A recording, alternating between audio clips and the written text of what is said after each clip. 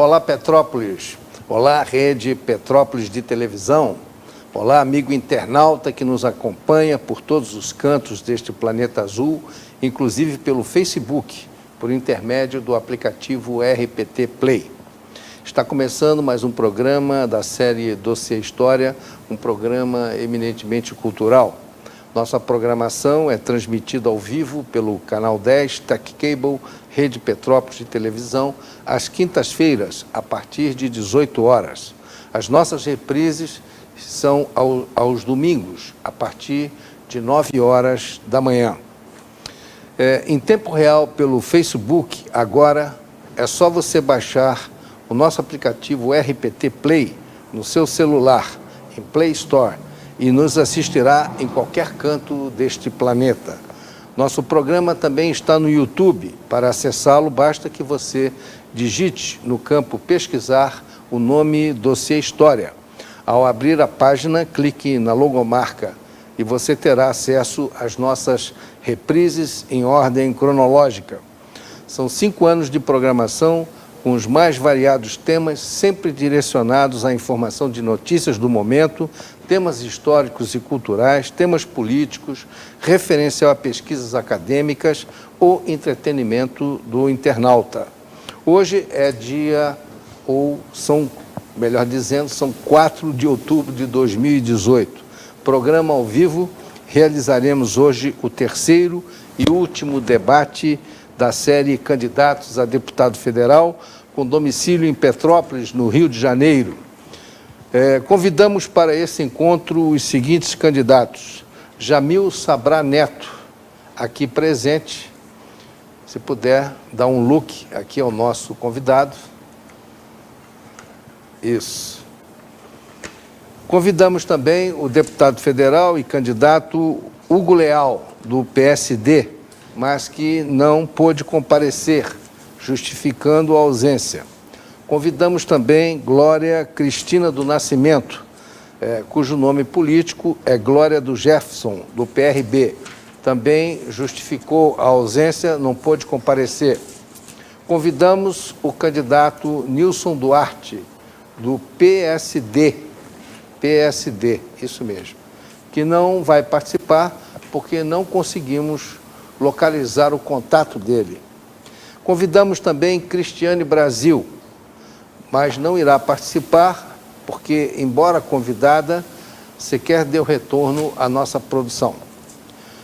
Reiteramos o convite à candidata Cristina Pereira, do Avante, mas infelizmente não participará, justificando a ausência em razão de compromissos assumidos. Portanto, o debate de hoje terá uma participação solo, única, do candidato Jamil Sabrá Neto, com as mesmas regras e configurações dos já realizados anteriormente, mas com o tempo de 5 minutos para cada resposta e fazendo este apresentador o contraponto. Lembro ainda que o programa de hoje não terá reprise nesta sexta-feira, sábado e domingo, em cumprimento às normas da legislação eleitoral, haja vista que hoje, à meia-noite, se encerra a permissão à propaganda política e aos programas de debate em rádio e TV. Iniciando nossa entrevista ao único candidato presente, boa noite, candidato Jamil Sabrá Neto, é um prazer grande recebê-lo aqui. Boa noite, Gilberto, boa noite, telespectadores. É um prazer retornar ao seu programa, agora como candidato a deputado federal, e poder discutir e debater problemas, soluções e sugestões de âmbito estadual, do estado do Rio de Janeiro, do nosso país, tendo como também prioridade a nossa querida Petrópolis. Perfeito. Eu gostaria de dar ao candidato 2 minutos para uma breve apresentação do seu currículo, da sua atividade política, claro, e profissional.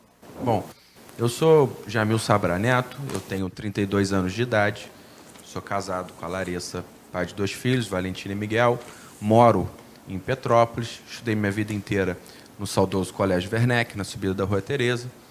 Morei durante 10 anos no Rio, onde me graduei em Administração de Empresas, fiz minha especialização em finanças e terminei o meu mestrado em administração pública pela FGV. E ao longo de 8 anos tive a oportunidade de rodar o mundo corporativo.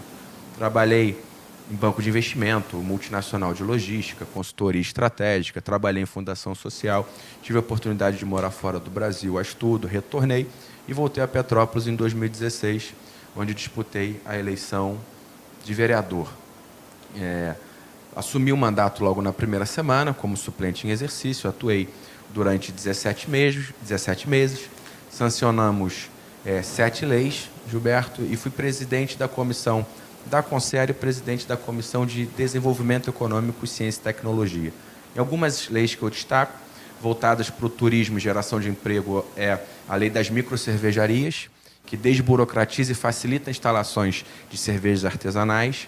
Voltada para a área cultural, a Lei Prata da Casa, que garante a participação dos músicos petropolitanos em todos os eventos promovidos pela Prefeitura, seja cedendo espaço público, cedendo infraestrutura, mão de obra ou, de fato, financiando alguns eventos.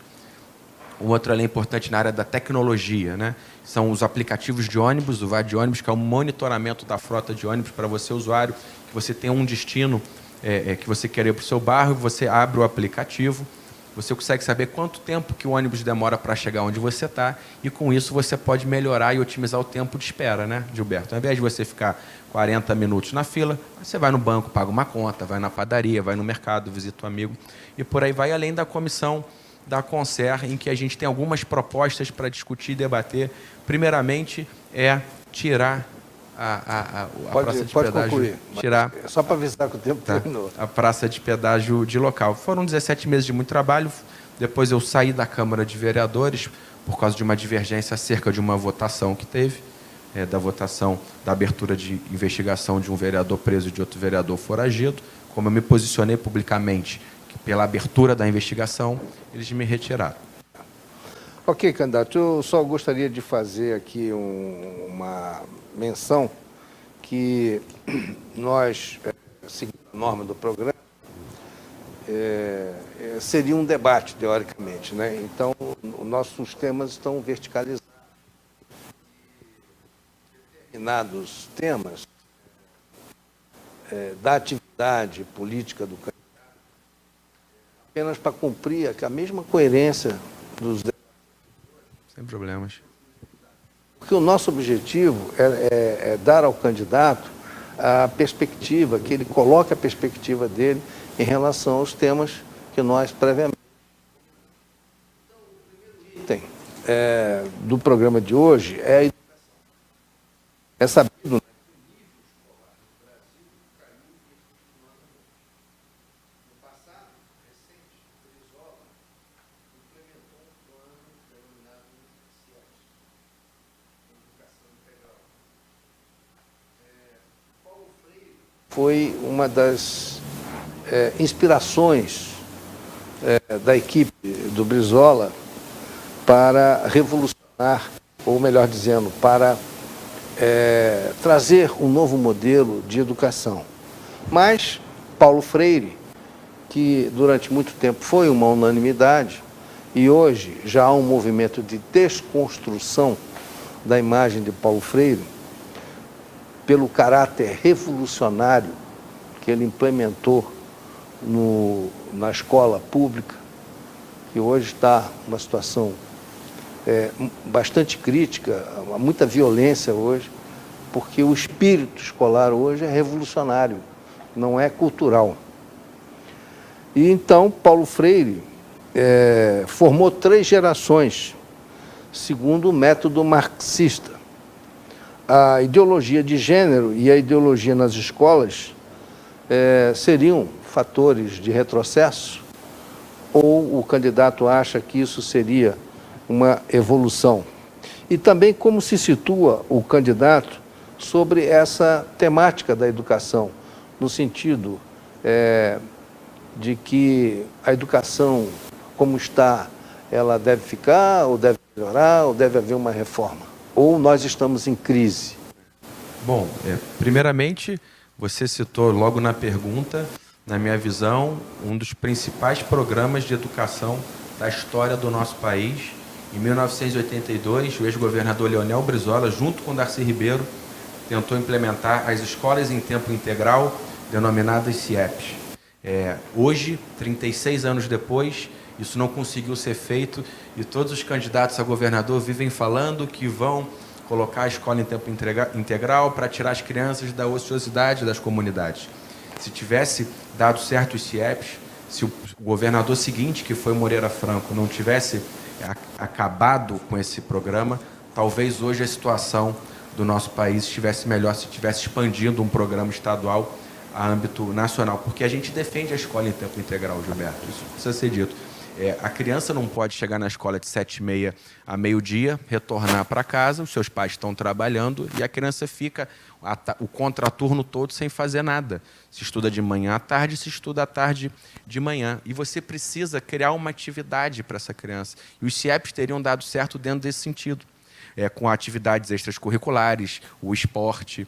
E se você traz a discussão hoje da educação, o mundo mudou, né, Gilberto? A tecnologia invadiu a nossa vida. Hoje nós estamos completamente conectados. E a maneira com que você dá aula hoje está muito retrógrada, né? Aquele giz, o quadro negro, giz de cera, o professor falando, o aluno sentado escutando, tem que levantar a mão para falar. Hoje o mundo está muito mais dinâmico. Você tem que trazer a tecnologia para a sala de aula, vídeos, computadores, e mudar a temática com que ela funciona, né? Eu acho que essa é a principal maneira de você dar mais atratividade para o jovem ter vontade de ir à escola. Na nossa época, a gente ainda teve... Eu peguei o costume desse no Werneck, né? Mas isso era uma outra geração. Hoje o meu filho, de 6 anos de idade, o Miguel, já mexe no celular. Entra no YouTube, vê aqui, fala com o amiguinho. Então, você precisa criar uma interação que você dê para o jovem uma vontade muito melhor de participar da aula. E outra coisa, você tem que criar mecanismo e discussões de debates com a juventude, já pensando numa questão profissional, né? Você tem a questão, por exemplo, eu falo isso da escola pública, a questão do ensino de línguas. É importante que isso funcione, é importante que a criança em tempo integral tenha acesso ao esporte, é importante que a criança em tempo integral tenha acesso à aula de informática. E quando eu falo informática, Gilberto, eu não falo só utilizar redes sociais, eu falo aprender o pacote Office da Microsoft, por exemplo. Quando você tem que saber fazer uma planilha no Excel, saber redigir um texto do Word, saber montar arquivos no Access e programação e por aí vai. Eu acho que você precisa modernizar a maneira com que a aula é passada para a criança e para o adolescente hoje. Eu acho que o mundo mudou, isso é fundamental. Sobre a questão da ideologia de gênero, eu acho que isso é uma discussão que ainda não tem que ter dentro da sala de aula. A gente precisa pensar em como melhorar a educação do nosso país. O Brasil, nos índices mundiais de educação, está muito baixo, você sabe disso. A gente precisa melhorar os nossos índices, ao invés de começar a discutir a questão da ideologia de gênero ainda. Eu acho que isso é um passo muito mais para frente do que agora. A gente tem que melhorar a educação, trazer os pais para a sala de aula, para falar para os pais a importância da participação dele na escola, a importância do pai ajudar a criança num dever de casa. Parece que é simples, mas não é.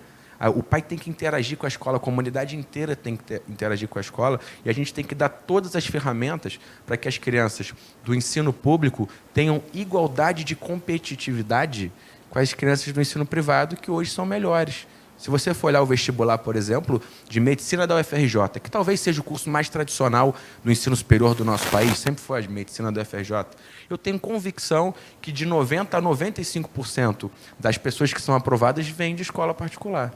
Então, você precisa criar uma escola pública de base forte, que é o que você falou, a gente precisa melhorar a questão da escola. E eu acho que estão colocando a carroça na frente dos burros, a questão da discussão de ideologia de gênero. Eu acho que não tem que se discutir isso nesse momento. Entendeu? Não só a ideologia de gênero, como também, via de regra, os professores são alinhados ao PSOL e ao PT. Então, eles têm um contexto pedagógico de seguir as regras do gramscismo, que é destruir a sociedade burguesa através da cultura e da educação na escola. E eles estão fazendo isso com as crianças de tenra idade. Então, essa é uma situação extremamente preocupante. É um tema que está, vamos dizer assim, na mídia, a discussão, se discute muito isso. Há um embate muito grande entre a direita e a esquerda em relação a essa situação. Então, como é que o candidato vê essa situação da ideologia política pelos professores? Isso cria um problema muito sério, porque as crianças vão na influência do professor. Vai doutrinando uma criança desde a base, né? Eu tenho uma filha que é uma militante comunista, né? Imaginei na minha vida que eu pudesse ter uma filha comunista, mas ela é uma militante comunista porque ela foi doutrinada nas escolas que ela passou. E, lamentavelmente, eu não estava próximo dela nessa época para poder impedir isso, né? Então, essa é uma realidade hoje que os pais têm com os seus filhos.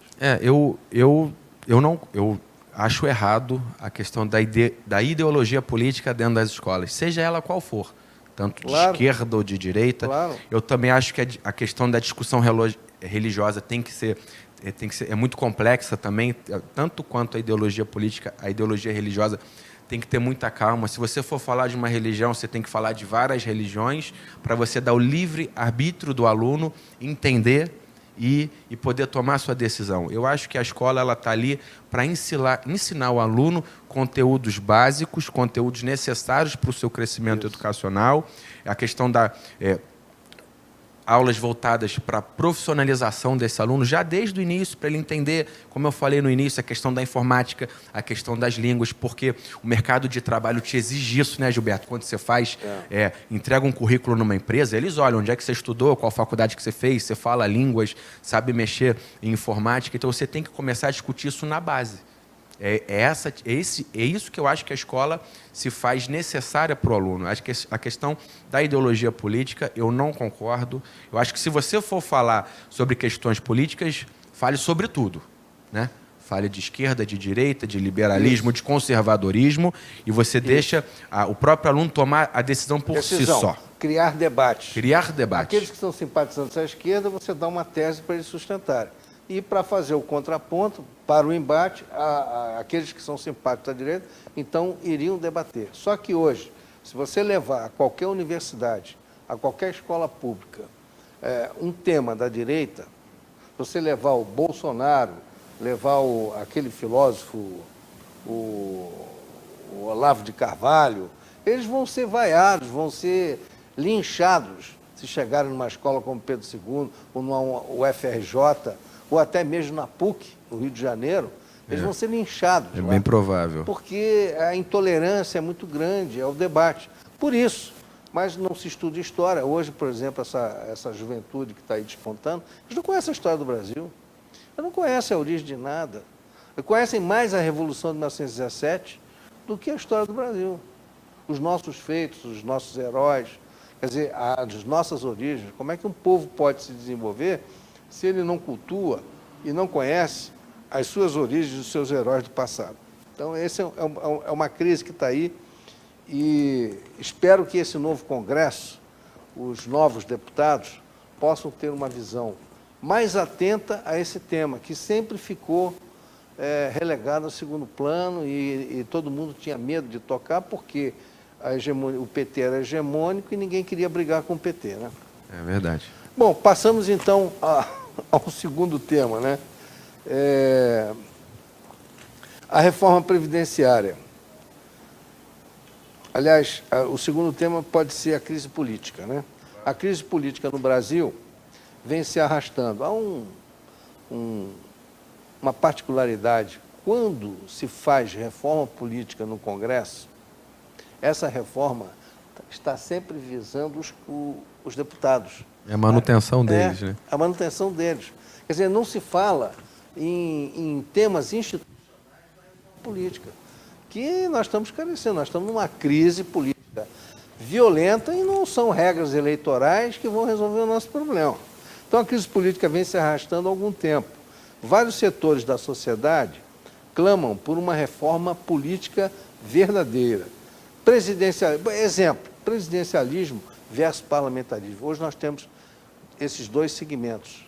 Há pessoas que sustentam o presidencialismo e outros que sustentam o parlamentarismo. Uns parlamentarismo republicano, outros parlamentarismo monárquico.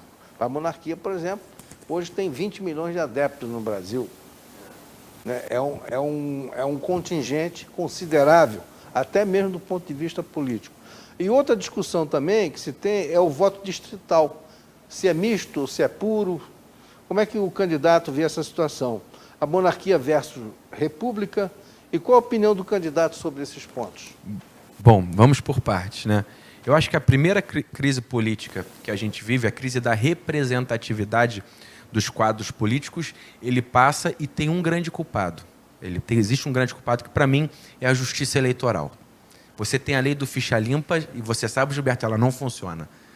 Quantos centenas e centenas de candidatos hoje, em todo o nosso país, estão com registros indeferidos com recursos. Estamos a 72 horas da eleição, eu fiz assim porque são 3 dias, e eles estão disputando a eleição. Então, o primeiro erro é a justiça eleitoral, o TSE, o TRE, deixar com que uma lei tão bonita, que nasceu de iniciativa popular, que foi aprovada e sancionada quase que por unanimidade em todo o Congresso, não funcione. Então, o primeiro erro é esse. Porque você teve o caso, dá um exemplo aqui, Teresópolis. Teresópolis teve 8 prefeitos em 7 anos. O cara entra, depois é cassado, aí vem liminar, o cara entra, teve um problema, o registro voltou, aí assume o presidente da casa, aí o cara é preso, aí entra outro. Coitado, quem sofre? A sociedade. Então, o primeiro culpado, para mim, disso tudo é a justiça eleitoral. Se a lei do ficha limpa funcionasse, eu tenho certeza que pelo menos uns 200 candidatos a deputados somados entre estaduais e federais no estado do Rio de Janeiro não estariam disputando, você sabe disso. Outro ponto que tem que falar é a questão da representatividade. A questão do voto distrital ou a questão do voto distrital misto. Eu defendo, aí é uma opinião pessoal, eu acho que para a Assembleia Legislativa do Estado do Rio de Janeiro, os candidatos a deputado estadual, na sua maioria, eles têm o seu próprio reduto, né? Eles têm uma base muito forte dentro de uma região. Eu faria o voto distrital para a Assembleia. Dividiria o Estado do Rio de Janeiro em várias regiões, região serrana, região dos lagos, norte fluminense, Costa Verde, dentro da capital, Zona Sul, Zona Oeste, Zona Leste, norte fluminense, e você disputaria a sua eleição dentro dessa região. Porque quando você vai para a Assembleia Legislativa, os deputados estaduais, eles são deputados de algum local, né, Gilberto? O deputado de Petrópolis, ele corre para trazer recursos para Petrópolis. O deputado de Campos corre para trazer recursos para Campos. O deputado de Angra dos Reis corre para trazer recursos e emendas para Angra dos Reis. Esse candidato não manda emenda para Petrópolis, ele manda para a cidade dele, para a região dele. Então, o voto distrital, na minha visão, se faz necessário para a Assembleia Legislativa. Agora, com relação aos deputados federais, eu acho que é um sistema que tem que mudar, aí você tem que funcionar como, na minha visão, o distritão. Eu acho que o distritão é o melhor caminho. Porque você é deputado federal do Estado do Rio de Janeiro. Então, se você é deputado federal do Estado do Rio de Janeiro, deveriam vencer os deputados que têm mais voto, porque você está representando o seu Estado como um todo, defendendo questões do Estado do Rio de Janeiro e defendendo questões nacionais e internacionais que sejam de interesse do nosso país. Então, eu faria dessa maneira. Eu acho que o atual sistema da questão das coligações dos partidos, por mais que na próxima eleição, já de vereadores em 2020, isso foi extinto, os partidos vão ter que vir no que a gente chama de puro sangue, eu não acho que esse é o melhor método. Eu acho que esse método está ultrapassado. Porque o que acontece hoje? E eu fiz uma apresentação no 4º Fórum Nacional de Políticas Públicas, na UF, quando eu estava fazendo o meu mestrado, é que os candidatos a governador, eles lançam centenas de candidatos a deputado que se transformam cabo eleitoral nas suas bases. Eles enchem as coligações, cada coligação lança uma vez e meia se vier no puro sangue e 2 vezes o número de cadeiras. Então você teve, por exemplo, em 2014, Gilberto, 1.400 candidatos a deputado estadual no Rio de Janeiro, para 70 cadeiras. Se você faz a questão do distrital para estadual e a do distritão para federal, o partido não vai lançar mais 70 pessoas, 80. Os partidos vão se concentrar. Opa, vamos lançar 4 quadros, né? Vamos lançar 5 quadros para que esses candidatos vençam. Então, acho que essa é uma perspectiva que tem que mudar. Até porque os deputados acabam ficando muito distantes, né? Tem deputado que vem aqui, pega voto na nossa cidade. Posso dar como exemplo, rapidamente, o senhor Eduardo Cunha, que hoje está preso, teve 6 mil votos para deputado federal em Petrópolis em 2014. Ele nunca mais pisou aqui, né? Tem deputado que teve 15 mil votos. Leonardo Pisani teve 15 mil votos para deputado federal. Pouco se sabe o que ele fez para a nossa cidade. Então, eles vêm, pegam os votos e somem. Então, melhor, quando você faz a questão do voto distrital, você sabe quem que é o deputado da tua cidade e da tua região, o deputado estadual. É isso que a gente defende, isso que eu defendo. E sobre o parlamentarismo e o presidencialismo, eu sou um defensor do parlamentarismo. Eu acho que o Congresso Nacional é o grande coração do Brasil, né? Das decisões econômicas, das decisões orçamentárias, das decisões da LOA, das leis orçamentárias anuais, dos investimentos que têm que ser feitos, dos acordos internacionais que se passam. Agora, a gente precisa melhorar o Congresso, né? O Congresso hoje está muito desacreditado. A descrença do Congresso Nacional dentro de uma visão da sociedade está muito ruim.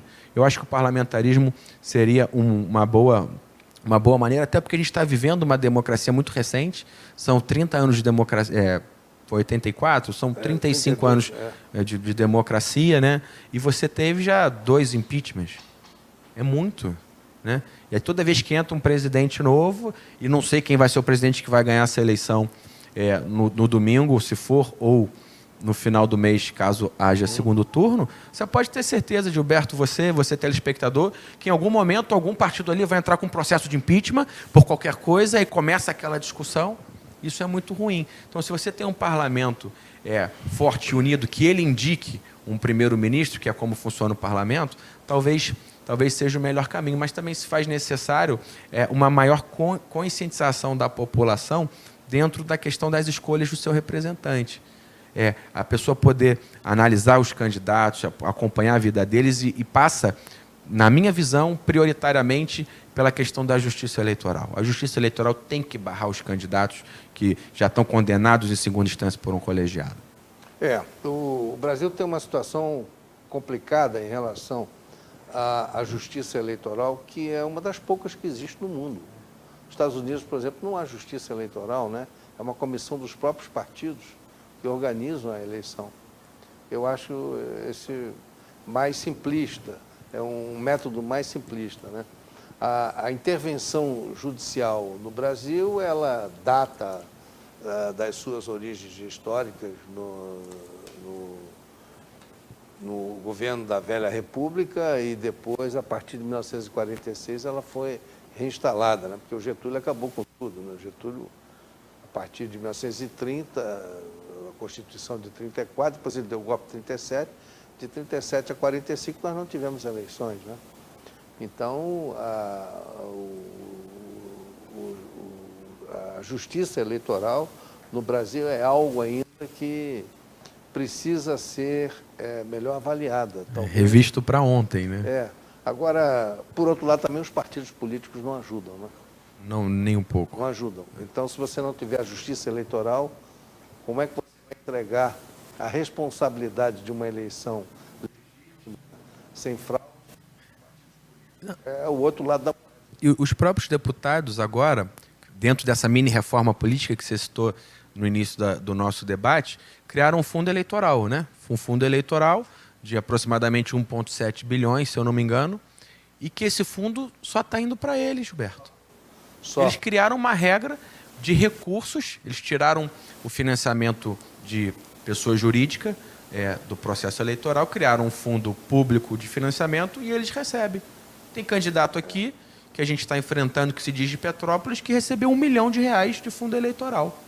Aí você olha, os líderes, os caciques partidários estão todos com recursos. Hereditária. Eles estão cheios de recursos. Eles fizeram uma lei para eles que se perpetuem dentro do poder. É isso que tem que... Você não pode legislar em causa própria. Eu tenho certeza que algum desembargador ou algum juiz eleitoral que acompanha essa questão do fundo eleitoral vai transformar isso em inconstitucional. Porque criaram um fundo e não criaram regra de distribuição, Gilberto.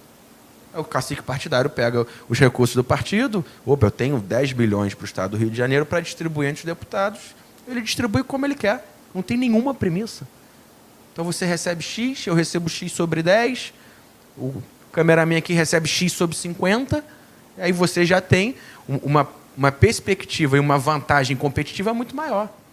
Então, isso tem que ser discutido imediatamente. Eu em Brasília, vou imediatamente discutir a questão do fundo eleitoral, para que, caso permaneça com o fundo eleitoral, eu não sou muito a favor de usar verba pública para processo eleitoral. Acho que cada um tinha que financiar a sua eleição.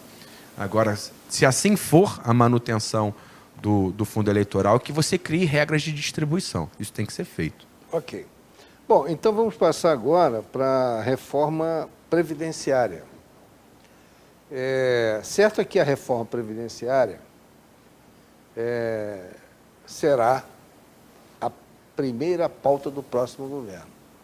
Quer queira ou não, eles vão ter, por causa do débito fiscal, de uma série de outros problemas, tributários, fiscais e econômicos do próprio país, eles vão ter que mexer na Previdência.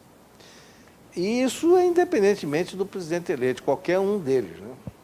Qual a opinião do candidato sobre as propostas já colocadas pelo governo federal atual e quais aquelas que, segundo a visão do candidato, deveriam estar implementadas na reforma previdenciária? Eu acho que alguns pontos acerca da questão previdenciária precisam ser revistas no nosso país. O primeiro é a questão do fator previdenciário. Eu vou falar rapidamente da questão dos aposentados, né? Quando revogaram o fator previdenciário, isso faz com que o aposentado hoje, que contribuiu ao longo de X anos e passa a receber 5 salários mínimos, por exemplo, depois de 10 anos, ele não está recebendo mais 5, ele está recebendo 2. Então, o salário dele vem caindo ao longo do tempo. Isso é uma covardia com o aposentado.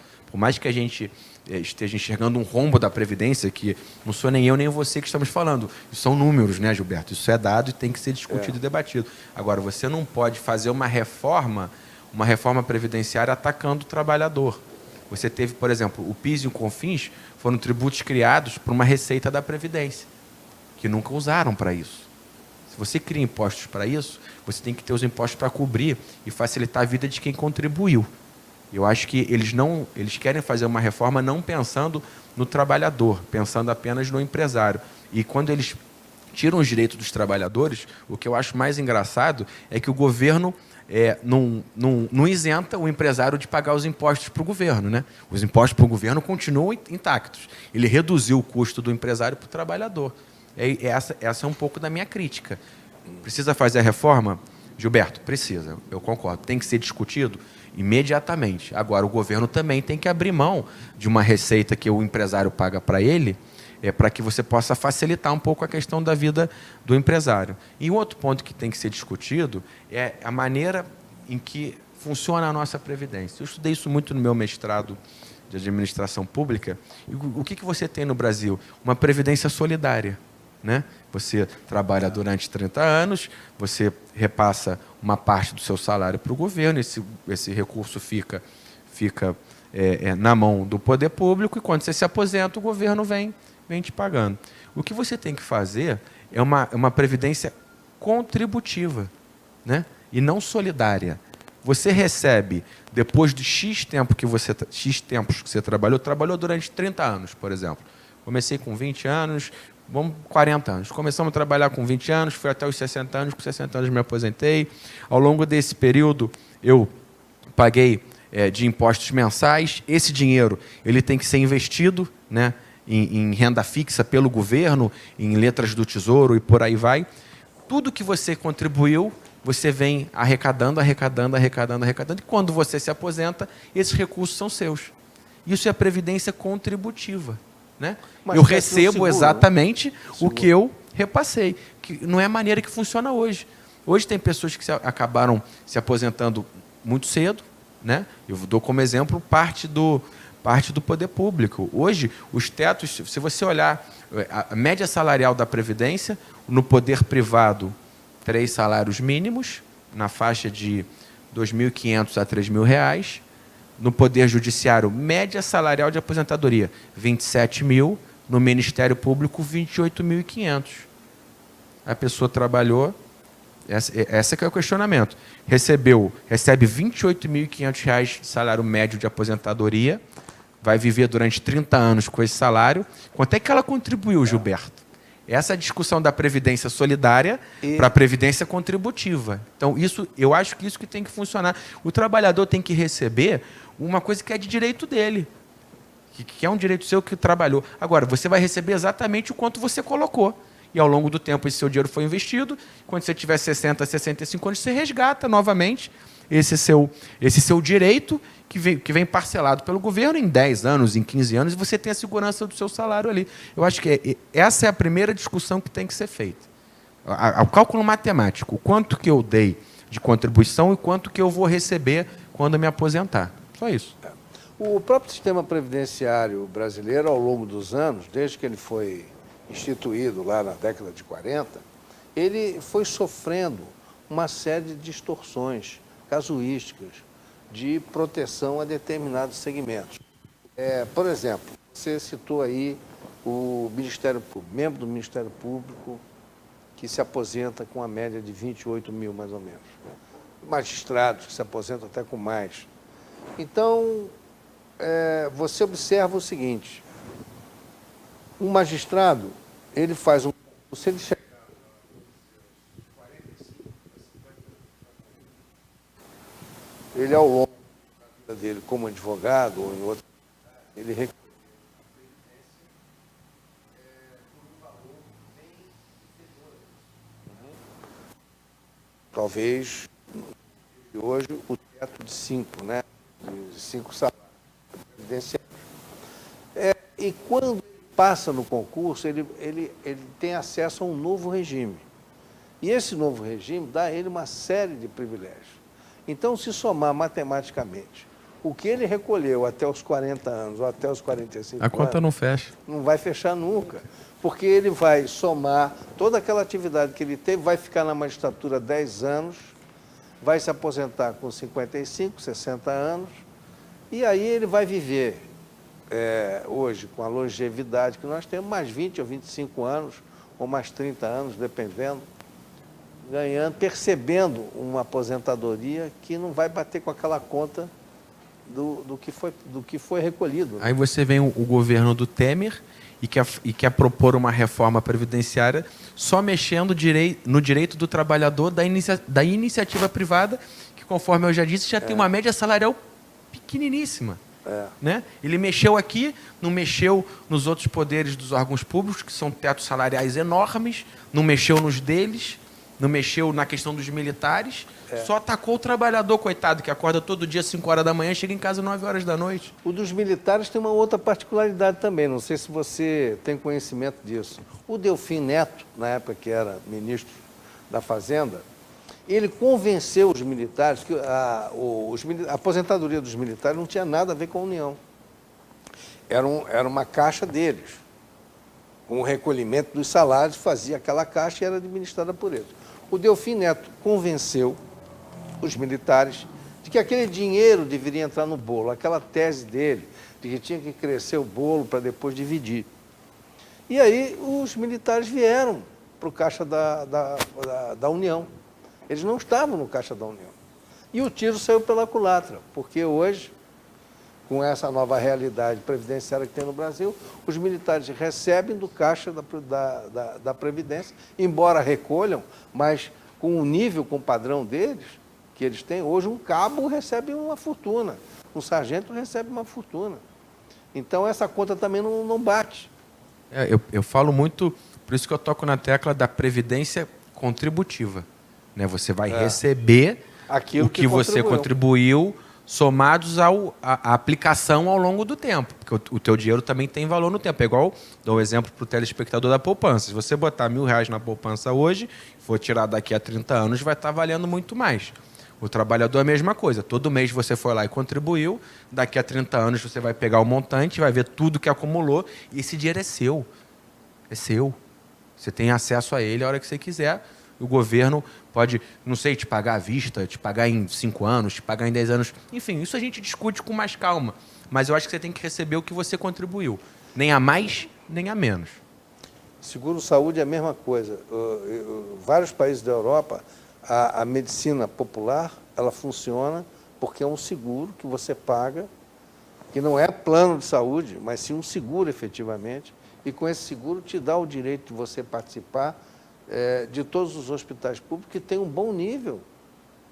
Por exemplo, na Inglaterra, eu entrevistei outro dia uma petropolitana que é médica na Inglaterra, num hospital público em Londres.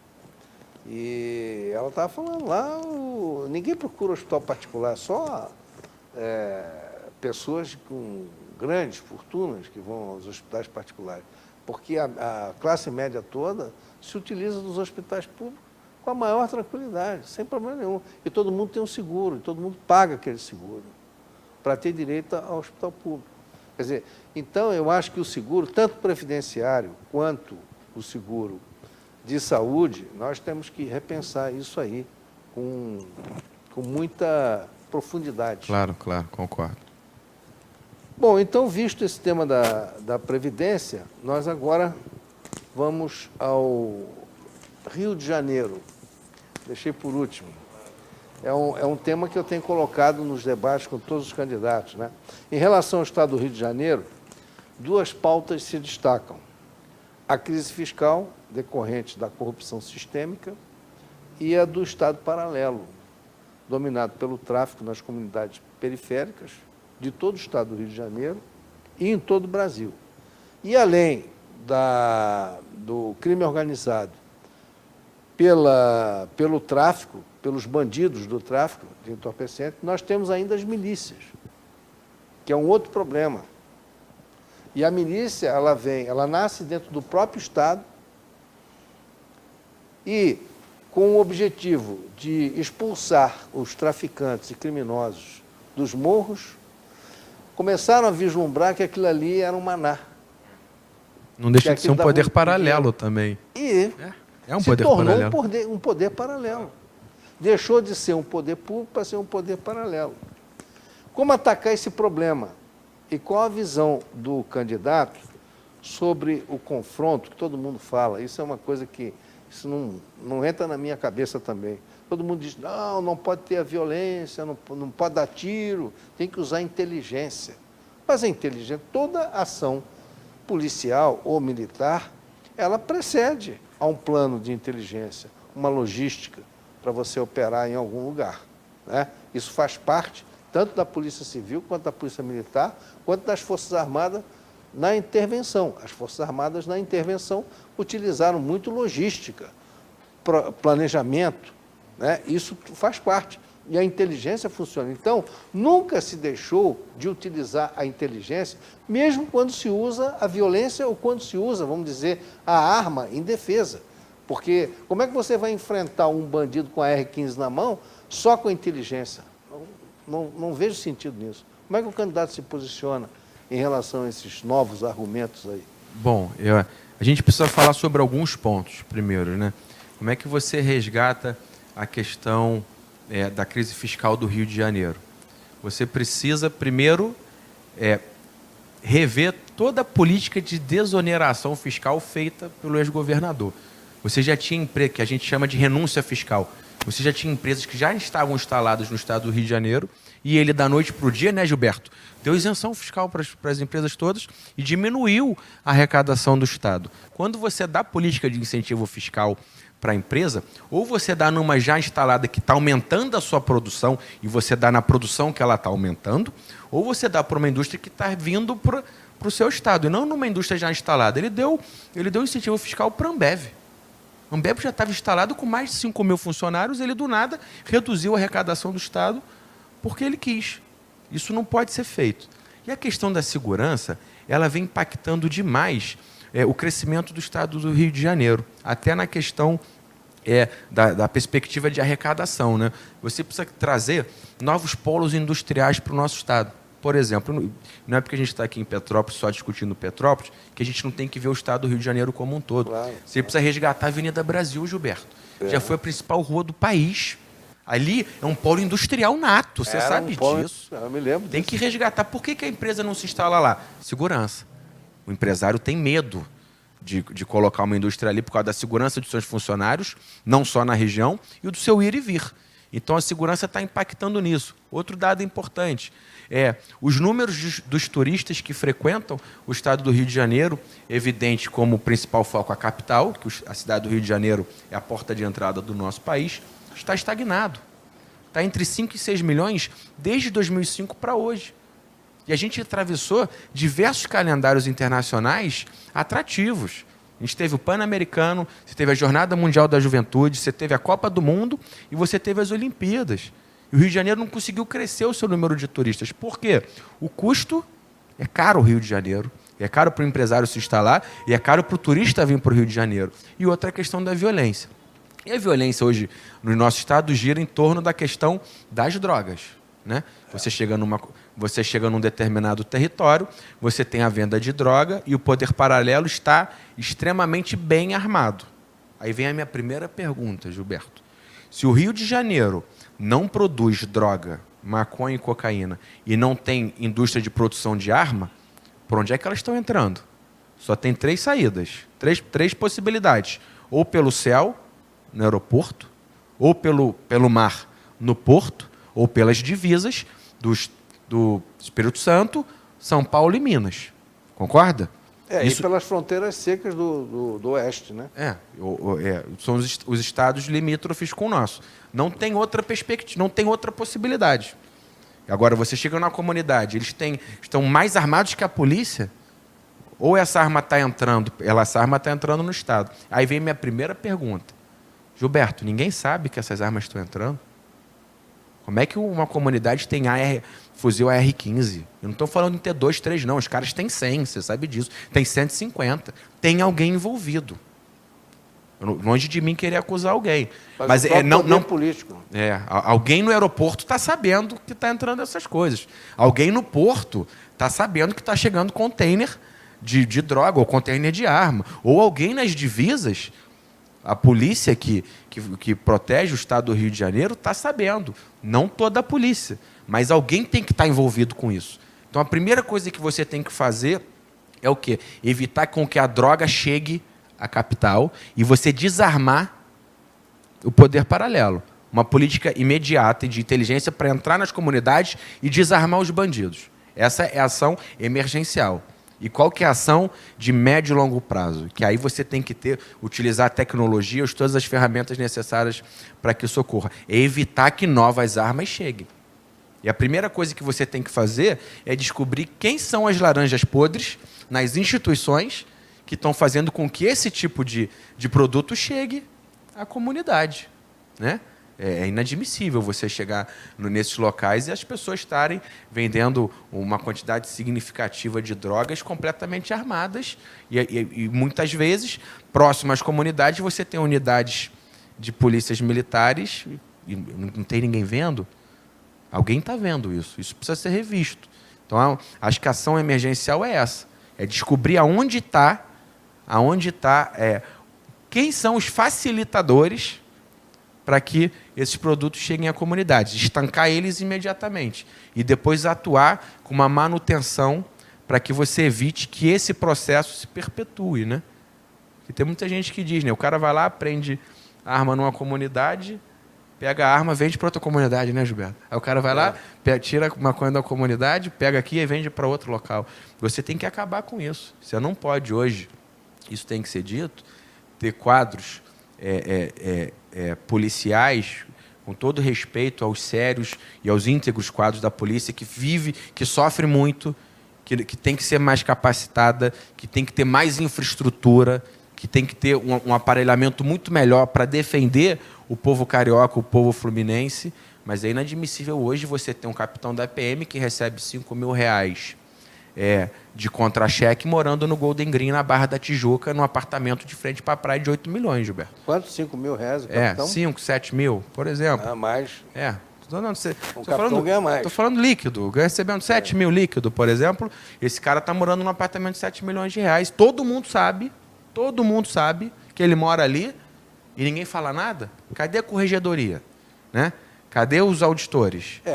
A Polícia do Estado do Rio de Janeiro, ela está, como instituição, ela está falida. Está falida. E a culpa dos governadores. Concordo. E tivemos agora, há pouco tempo, antes desse comando agora da polícia, que agora está, o comandante é do Exército, né? Mas antes dele tinha um membro do PCdoB, o comandante da Polícia Militar do Estado do Rio de Janeiro, no governo do Pezão, era um membro do Partido Comunista do Brasil, que já estava na reserva, tinha sido candidato a vice-prefeito no município de Cantagalo e foi requisitado para ser o novo comandante da Polícia Militar. Quer dizer, um político voltou a vestir a farda, pertencente a um Partido Comunista do Brasil, que é um partido que a gente sabe que é aliado das Farc, que é aliado que defende a desmilitarização da polícia. E aí ficou uma bagunça terrível, porque ele nada fez.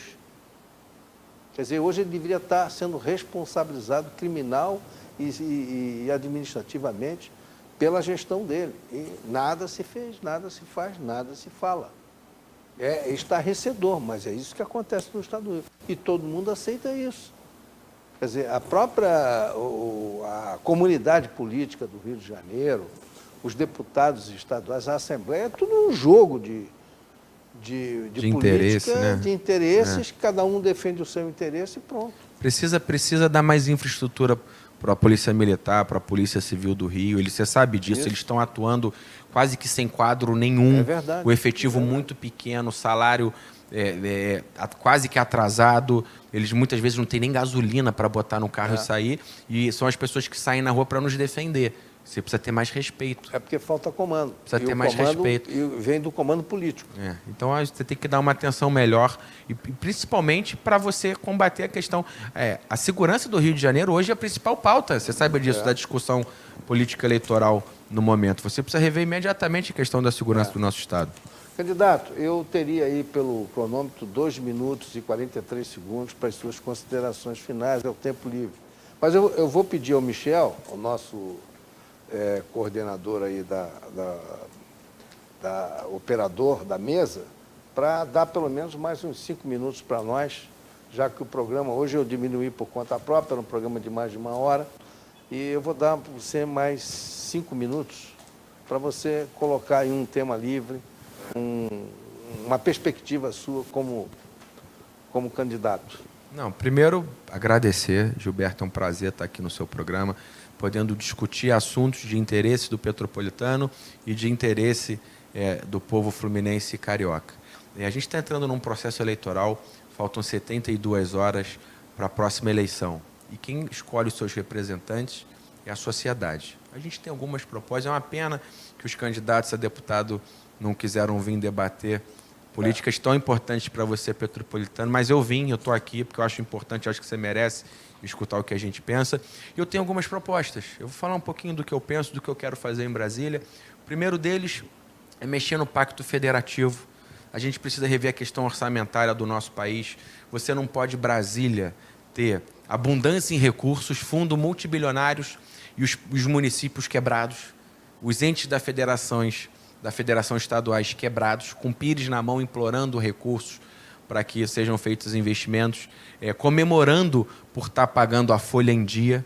Se você vive no município, se aqui que você está, se a saúde, a educação, a fazenda, alvará que você precisa tirar, é na prefeitura que você vai. Então você tem que empoderar os municípios, Gilberto.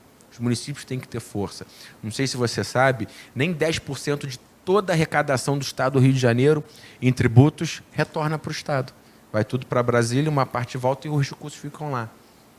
E aí fica lá o presidente enviando recursos para os estados e para os municípios, para os seus amigos. Esse é meu amigo, é do meu partido, toma. Esse aqui não é, então eu não entrego. Você sabe como é que funciona o jogo político. Você precisa rever o Pacto Federativo. Quando você rever, eu falo do Fundo de Participação do Estado, dos estados e do Fundo de Participação dos municípios. A gente quer dar mais força ao município. É a chamada guerra fiscal, né? Também. É um pouco da questão de como funciona o orçamento público. Você não pode separar o orçamento público. Isso é Estado, isso é município, isso é governo federal. Você pode ter responsabilidades de cada ente, mas é o mesmo recurso, Gilberto. Ele nasce no mesmo lugar. Então você precisa ter um pouco mais de responsabilidade com isso. Isso a gente quer mexer e a gente vai mexer. Um outro ponto importante, aí eu vou ser um deputado federal de verdade nesse assunto, não é engodo, que chega em processo eleitoral, diz que vai tentar resolver e não resolve, é a questão da Concer. Eu já fiz um estudo quando eu presidi a comissão da Concer na Câmara, antes de me tirarem da Câmara de Vereadores, nós detectamos que a nossa cidade ela é sitiada por pedágio. Nós somos a única cidade do Brasil sitiada por pedágio. Você paga para entrar e para sair de Petrópolis nos dois sentidos, sentido Rio e sentido Minas. Então a gente vai no próximo contrato de licitação edital, que vai ser aberto em fevereiro de 2021, já na próxima legislatura, é a pedir para que as praças de pedágio troquem de local. A gente quer tirar a praça de pedágio do pé da serra e jogar ela lá para depois da Reduc. E por que isso? Porque o fluxo lá é muito maior. Se o fluxo lá é muito maior, eu posso reduzir o valor da tarifa sem mexer na proporcionalidade financeira da arrecadação da nova concessionária. O que não pode, nos dias de hoje, é o morador de Caxias, o morador de Xerém, o morador de Magé, quem usa o arco metropolitano, todo mundo utilizar os 25 quilômetros da Washington Luiz e só o petropolitano paga quando sobe a serra, só o morador de Areal paga, só o morador de São José, o morador de Três Rios, de Paraíba do Sul, e por aí vai. Com a gente isso não vai acontecer. Todo mundo usa, todo mundo paga. Isso é uma proposta que a gente vai defender constantemente, porque quando mexeram na praça de pedágio, 2,2 km mais para perto da serra, quando você desce a serra, você vê um esqueleto lá. Você tem um pedágio funcionando, anda 2 km, tem um pedágio não funcionando. O prefeito de Caxias comemorou, vim aqui comemorar que eu troquei a praça de pedágio, o morador de Xerém não vai mais pagar. Se Petrópolis tivesse deputado federal de verdade, não tinha deixado isso acontecer. Se eu tivesse em Brasília, isso não acontecia nem a pau, Gilberto. Eu ia jogar lá para o outro lado e todo mundo ia pagar. Não estou dizendo que o petropolitano e o morador da região serrana não tem que pagar, não. A gente tem que pagar sim, mas pagar o que todo mundo paga. Todo mundo usa, todo mundo paga. Quando você vai para a região dos lagos, qual é a primeira coisa que você encontra quando entra na Via Lagos, Gilberto? Pedágio, né? Entrei, pedágio. Se passou Rio Teresópolis, deu o balão ali, entrou na Rio Teresópolis, qual é a primeira coisa que você vê? Pedágio.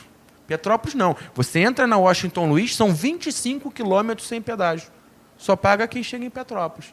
Isso a gente vai mudar. E a outra é a questão da mobilidade urbana da nossa cidade. Eu falo constantemente que o principal problema de Petrópolis em 2025, se não for feito um programa emergencial, vai ser o trânsito.